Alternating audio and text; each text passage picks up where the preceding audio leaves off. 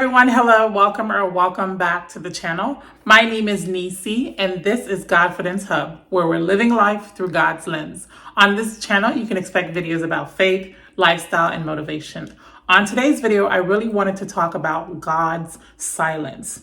God's silence is not his absence. So that is what I'll be talking about. If that interests you, please stick around and I hope you enjoy this video.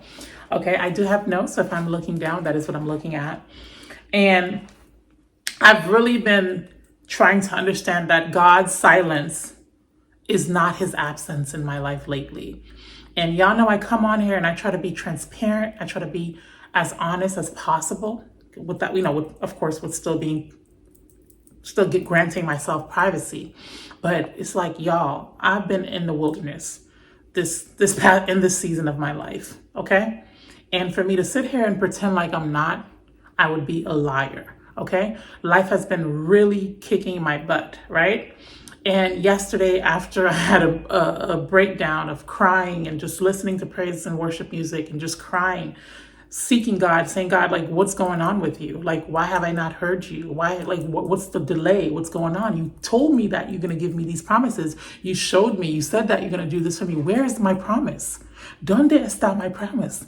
I'm like, God, where is it? At least when I order something, I have a tracking number. I can go online and says, ooh, just made one stop nearby, or ooh, your package will be here by 5 p.m. And with God, we don't have that.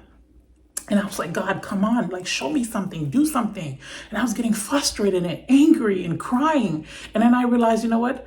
God's silence is not his absence.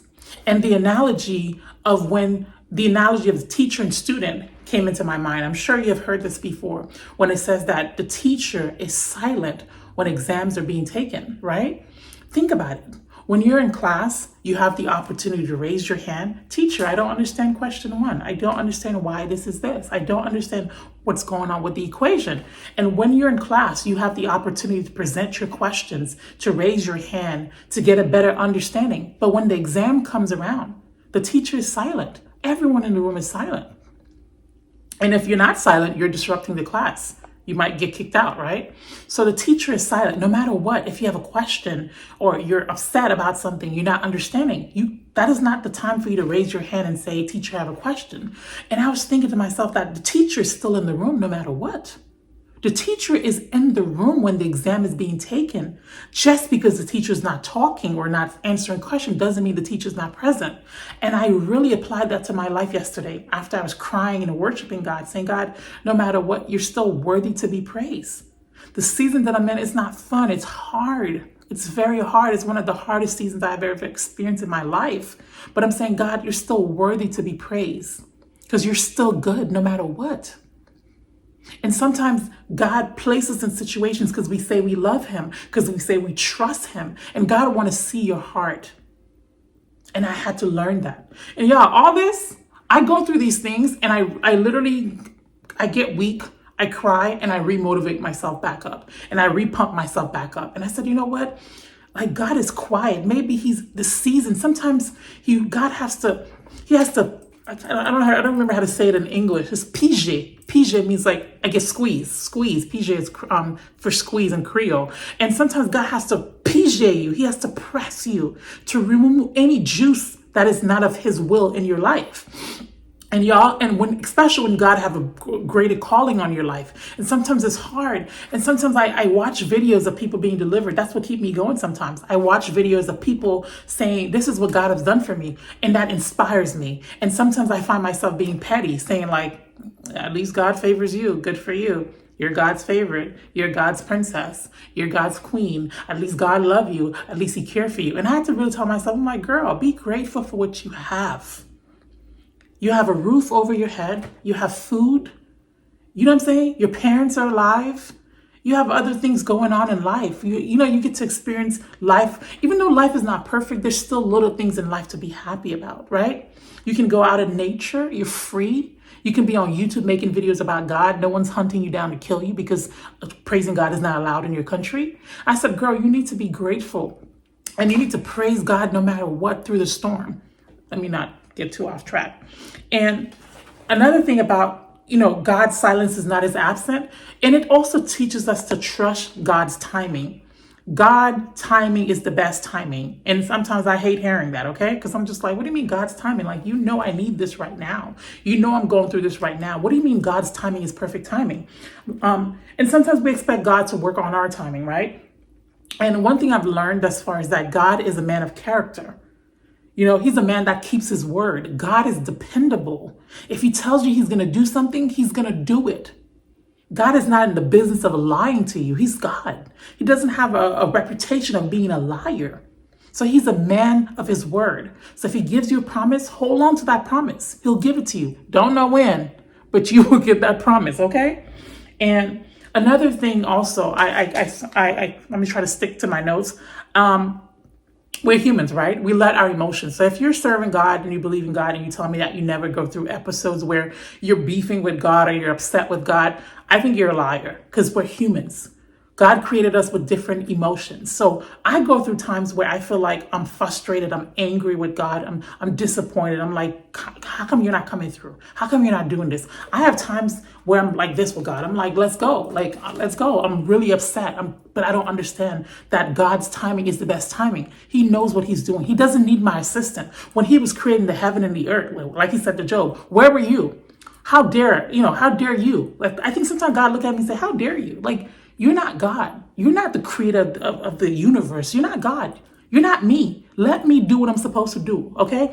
I think that's what God says to me sometimes. I expect God to deliver his promise in 2 days like Amazon Prime. Like I order something, I want it now. And we live in a microwave society. We want it now. And guess what? God don't operate like that. Another thing, no matter what you're going through, God is still faithful, right?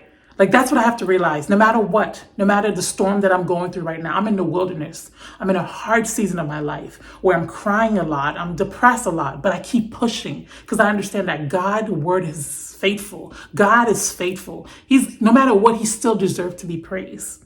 Do you understand what I'm saying?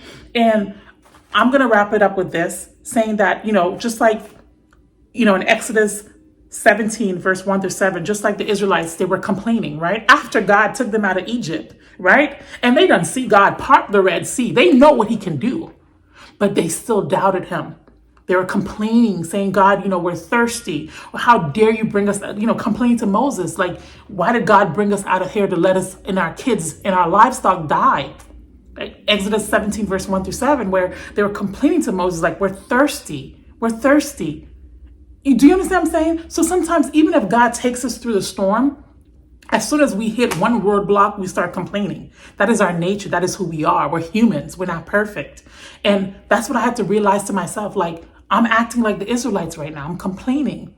And mind you, the Israelites had all the right to complain. They're thirsty. Have you ever been thirsty? It's the worst feeling. Your throat is dry. I'd rather be hungry than thirsty because thirst is just something different. You're like, your throat is all dried up and it hurts.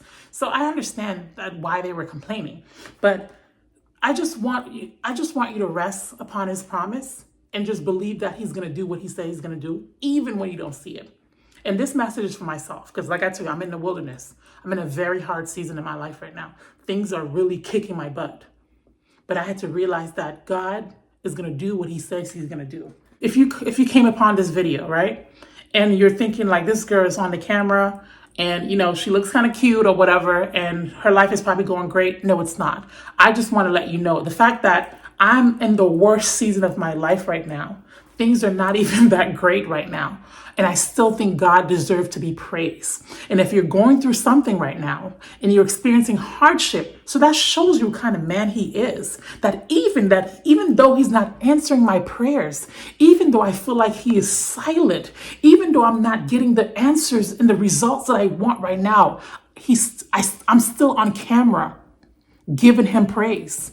I'm still on camera making videos to glorify his name. That should tell you, that should be a testament of what kind of man he is. It should be a testament of what kind of God he is. It should be a testament of who he is.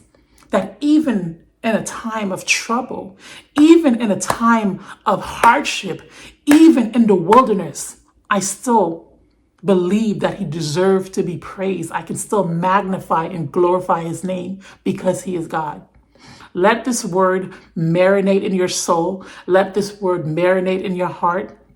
And I'm praying for you. I'm hoping that God break doors. I'm praying if you're going through a hard time that God deliver you from whatever it is that you're going through. And pray for me also. Pray that God send me a breakthrough because I need it. And I believe he will because he showed me and he told me that he is going to give me a breakthrough. I am going to be walking in a season ahead and I hope the same for you. God bless you. Sorry guys, this video is long. I try to cut it, but have a wonderful day and thank you for watching. Bye-bye for now.